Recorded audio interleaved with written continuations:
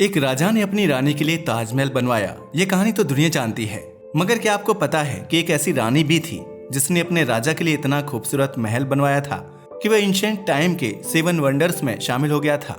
क्या ancient time में भी 7 अजूबे मौजूद थे? जी हाँ, आपने सही सुना। वैसे तो ताजमहल समेत आज भी दुनिया में 7 अजूबे मौजूद हैं, मगर आप जानकर हैरान रह जाएंगे कि इससे पहले भी 7 ऐसे अजूबे हुआ करते थे जो अगर आज दुनिया में होते तो आप यकीन नहीं कर पाते कि इन्हें इंसानों ने ही बनाया है, क्योंकि उनके साथ हमारी यह दुनिया और भी खूबसूरत नजर आती। हम जानते हैं कि आप सोच रहे होंगे कि आखिर प्राचीन दुनिया के ये 7 अजूबे कौन से थे, मगर सवाल ये है कि वह 7 अजूबे आखिर किसने बनवाए थे। मगर उससे भी बड़ा सवाल ये है कि आखिर वह गए कहाँ। तो आइए डिटेल्स में जानते हैं। पहले नंबर पर आता है light house of Alexandria. Light house की बात की जाए तो यह प्राचीन लोगों की विजडम एंड फोरसाइट का डायरेक्ट एविडेंस था। ऐसा इसलिए क्योंकि जिस तरह पोर्ट्स पर जहाज को रास्ता दिखाने के लिए आज बहुत सारे लाइट हाउस मौजूद हैं, वैसा ही कुछ एंशिएंट पीरियड में भी हुआ करता था। आप जानकर हैरान रह जाएंगे कि यह दुनिया का पहला लाइट हाउस था जो इजिप्ट के अलेक्जेंड्रिया शहर में बना हुआ था। इसे 280 से 247 ईसा पूर्व के बीच में बनाया गया था। यह 100 मीटर से भी ज्यादा लंबा था, तभी तो एंशिएंट वर्ल्ड के 7 अजूबों में से एक माना जाता था। यकीन मानिए, अगर यह आज मौजूद होता तो आप समझ पाते कि प्राचीन समय के लोग कितने क्रिएटिव एंड इंटेलिजेंट थे, क्योंकि आप जानकर हैरान रह जाओगे कि यह दुनिया का सबसे ऊंचा ह्यूमन मेड स्ट्रक्चर था, जिसे 47 किलोमीटर की दूरी से भी देखा जा सकता था। लेकिन यह भी ज्यादा समय धरती पर नहीं रह सका और इजिप्ट में आए भूकंपों की भीड़ चढ़ गया। दरअसल लगातार भूकंप आने से इसकी नींव कमजोर होती गई और यह अमेजिंग लाइट हाउस डिस्ट्रॉय हो गया। और शायद ये कभी हमारे सामने आ ही नहीं पाता कि हजारों साल पहले भी लोग लाइट हाउस के बारे में जानते थे। बताते चले कि 1994 में इसके रिमेन्स को पहली बार समुद्र के पानी में खोजा गया था और दुनिया को इस प्राचीन धरोहर के बारे में जानकारी मिली जो कभी धरती पर मौजूद थी। अब बढ़ते हैं आगे और आते हैं एंशिएंट टाइम के 7 अजूबों में से एक hanging gardens of Babylon. Hanging gardens of Babylon की बात की जाए तो यह इराक के बवल प्रोविंस में बनाया गया था। इसकी खूबसूरती को शब्दों में बयां करना मुश्किल है, क्योंकि इसे देखकर ऐसा लगता था कि आप धरती पर नहीं बल्कि स्वर्ग में हैं। इस खूबसूरत बगीचे और महलों को राजा नेबुकदनेस्सर सेकंड ने अपनी पत्नी मीडियन के लिए बनवाया था। एक्चुअल में ऐसा माना जाता है कि उसकी पत्नी को अपने माउंटेनस एरियाज की बहुत याद आती थी, जहाँ हरे भरे पेड़ पौधे और पहाड़ थे। इराक के रेगिस्तानी इलाके में उससे वह चीजें नहीं मिलती थी, इसलिए राजा ने अपनी पत्नी को खुश करने के लिए यह गार्डन तैयार किया था। इस गार्डन में अलग अलग प्रकार के पेड़ पौधे थे और रेगिस्तान के बीच में इस बगीचे की ब्यूटी यूनिक थी। हालांकि हिस्टोरियंस के बीच इस गार्डन के एग्जिस्टेंस को लेकर काफी कंट्रोवर्सी है। ऐसा इसलिए क्योंकि इसका जिक्र इराक के एंशिएंट डॉक्यूमेंट्स में नहीं मिलता और न ही इस गार्डन के कोई रिमेन्स मिले हैं। इसलिए कुछ इतिहासकारों का मानना है कि यह केवल एक मिथ है। हालांकि कुछ लोग यह मानते हैं कि गार्डन वाकई में मौजूद था, लेकिन उसकी सटीक लोकेशन का पता नहीं चल पाया है। साथ ही इसे मिथ इसलिए भी माना जाता है क्योंकि इसके नष्ट होने की कोई ठोस वजह सामने नहीं आई, इसलिए इसे मिथकीय माना जाता है। लेकिन चाहे जो भी हो, यह अजूबा अब हमारी दुनिया में नहीं है। एंशिएंट वर्ल्ड का तीसरा अजूबा बेहद खास था, जिसका नाम था कोलोसस ऑफ रोड्स। एक्चुअल में कोलोसस ऑफ रोड्स भी प्राचीन दुनिया के अजूबों में से एक था। इसकी लोकेशन की बात की जाए तो यह स्टैचू ग्रीस के सिटी ऑफ रोड्स में लोकेटेड था। यह स्टैचू सन गॉड हीलियोस की थी। असल में भारतीयों की तरह एंशिएंट ग्रीक पीपल भी सूर्य की पूजा करते थे और उन्होंने इस विशाल मूर्ति को इसी उद्देश्य से बनवाया था। इसे बनाने में 12 साल लगे थे, क्योंकि यह 280 ईसा पूर्व की बात है, जब साइंस एंड टेक्नोलॉजी का विकास नहीं हुआ था। यह मूर्ति 33 मीटर ऊंची थी और इसे धातु से बनाया गया था। यह मूर्ति रोड्स शहर के पोर्ट पर स्टेब्लिश थी और यही नहीं, इसे प्राचीन दुनिया का सबसे ऊंचा मानव निर्मित स्ट्रक्चर माना जाता था। लेकिन 226 ईसा पूर्व में एक सी स्टॉर्म की वजह से यह मूर्ति नष्ट हो गई। हालांकि तूफान के बावजूद इसके कुछ अवशेष बचे थे। लेकिन 653 ईस्वी में मुआविया फर्स्ट नामक एक अरब जनरल ने इस शहर पर कब्जा कर लिया और मूर्ति के बचे हुए हिस्सों को भी तोड़कर उसकी नीलामी करवा दी। इसके बाद इस मूर्ति को कभी फिर से नहीं बनाया गया और प्राचीन दुनिया का एक और अजूबा हमेशा के लिए खो गया। हमारा 4th लॉस्ट वंडर था द टेम्पल ऑफ आर्टेमिस।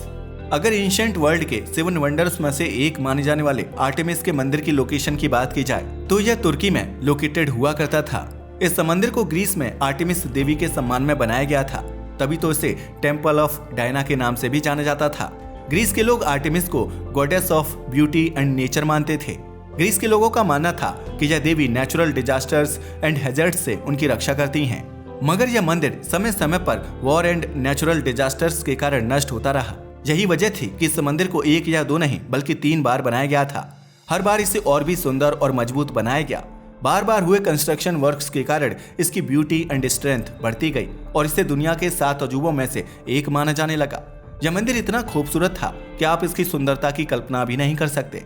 लेकिन फिर कुछ ऐसा हुआ कि यह 7 वंडर्स की लिस्ट ही नहीं बल्कि दुनिया में से ही गायब हो गया। लेकिन क्या आप जानते हैं क्यों? ऐसा इसलिए क्योंकि 262 ईसा पूर्व में इस मंदिर पर हमला हुआ और इसे हमेशा के लिए नष्ट कर दिया गया, जिसके बाद इसे फिर से बनाने की कोई कोशिश नहीं की गई। हालांकि इस मंदिर के रिमेन्स आज भी तुर्की में मौजूद हैं, जो अब एक नेशनल हेरिटेज बन चुके हैं।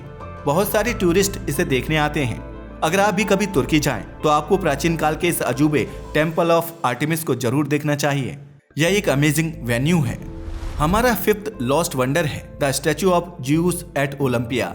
7 अजूबों में शामिल इस स्ट्रक्चर की बात की जाए तो यह भी ग्रीस में ही मौजूद था। असल में ग्रीस के लोग भी देवताओं में एक्सेसिव ट्रस्ट करते थे। यहाँ के लोग ज्यूस की देवता की तरह पूजा किया करते थे। यही वजह थी कि प्राचीन काल में ग्रीस में ज्यूस की एक बड़ी मूर्ति बनाई गई थी, जिसे statue of Zeus at Olympia के नाम से जाना जाता था।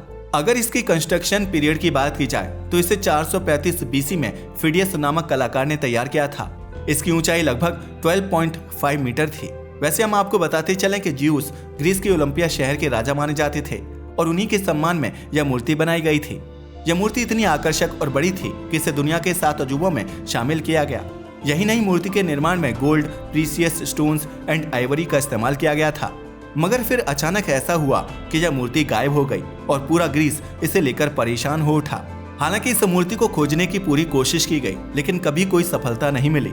आज तक कोई नहीं जानता कि यह मूर्ति कहाँ चली गई। चाहे जो भी हो, दुनिया ने एंशिएंट वर्ल्ड के 7 वंडर्स में से एक इम्पोर्टेंट वंडर्स को खो दिया। अगला लॉस्ट वंडर है द मौजोलियम एट हेलिकार्नेसस। मौजोलियम की बात की जाए तो ये भी 7 वंडर्स में शामिल था। वास्तव में ये symbol of love in ancient time माना जाता है। पता है क्यों? क्योंकि इसके बनने की कहानी बेहद खास है। एक्चुअल में यह मकबरा 353 से 351 बीसी के दौरान तुर्की में बनाया गया था। आप जानकर हैरान रह जाएंगे कि जहां अक्सर प्रेम में केवल पुरुष ही महिला के लिए कुछ करते दिखाई देते हैं, प्राचीन काल के इस अजूबे ने इस सोच को पलट दिया था। असल में इस मकबरे को रानी आर्टेमिसिया सेकंड ने अपने पति मैसोलस की याद में बनवाया था। यह टॉम बेहद ब्यूटीफुल एंड ग्रैंड था। माना जाता है कि तुर्की में 353 से 351 बीसी के दौरान बनी इस मकबरे के बाहर डिफरेंट टाइप्स की मूर्तियां थीं, जो इसे और भी खूबसूरत बनाती थी। इसके स्ट्रक्चर की बात की जाए तो इसकी ऊंचाई 45 मीटर थी और इसे बेहद मजबूत खंभों पर खड़ा किया गया था। साथ ही वॉल्स ऑफ द टॉम पर एंशिएंट ग्रीक हिस्ट्री डिजाइन उकेरी गई थी, जो इसे और भी विशेष बनाती थी। यही वजह थी कि इसे 7 अजूबों में शामिल किया गया था, क्योंकि यह अपने समय का सबसे शानदार मकबरा था। ठीक उसी तरह जैसे आज ताजमहल है, लेकिन 15वीं सदी के दौरान यह नष्ट हो गया। इसका कारण तुर्की में आने वाले भूकंप थे, जिनसे यह कमजोर हो गया और इवेंचुअली ये कई टुकड़ों में टूट गया। हालांकि इसके अवशेष आज भी तुर्की के म्यूजियम में सुरक्षित रखे गए हैं। यह टॉम्ब हमें याद दिलाता है कि कैसे एक रानी ने अपने पति से प्रेम की निशानी के रूप में एक ग्रैंड पैलेस का निर्माण कराया था। अब आते हैं अपने आखिरी अजूबे की तरफ और आप जानकर हैरान रह जाओगे कि यह अजूबा आज भी दुनिया के 7 अजूबों में शामिल है और इसका नाम है the great pyramid of Giza. असल में अगर ग्रेट गीजा पिरामिड की बात की जाए तो यह प्रेजेंट टाइम में भी 7 वंडर्स में से एक है। इसलिए ये एंशिएंट वर्ल्ड के 7 वंडर्स में सबसे स्ट्रॉन्ग स्ट्रक्चर है, जो 4000 सालों तक दुनिया की सबसे ऊंची कंस्ट्रक्टेड बिल्डिंग बनी रही। ऐसा माना जाता है कि इसका कंस्ट्रक्शन 2570 बीसी के दौरान हुआ था और तब इसकी ऊंचाई 146.6 मीटर थी। लेकिन धीरे धीरे नेचुरल डिजास्टर्स जैसे अर्थक्वेक के कारण इसकी ऊंचाई कम होती चली गई। इसके स्ट्रक्चर की बात की जाए तो यह लाइमस्टोन की चट्टानों से बना हुआ है और बेहद खूबसूरत है। ग्रेट गीजा पिरामिड आज भी रिसर्चर्स के लिए एक रहस्य बना हुआ है, क्योंकि यह हजारों सालों से धरती पर अनशेकेबल खड़ा है। तभी तो यह प्राचीन विश्व के 7 अजूबों में से एकमात्र ऐसा अजूबा है जो आज भी मौजूद है। और यही नहीं, यूनेस्को ने इसे विश्व धरोहर स्थल में भी शामिल किया है। तो देखा आपने कैसे इस दुनिया में पहले भी 7 अजूबे हुआ करते थे जो बेहद खास थे। वैसे आपको इनमें से कौन सा अजूबा सबसे खास लगा, हमें कमेंट करके बताना ना भूलिएगा। साथ ही अगर आपको हमारी वीडियो पसंद आई हो तो उसे लाइक और हमारे चैनल को सब्सक्राइब करें। धन्यवाद।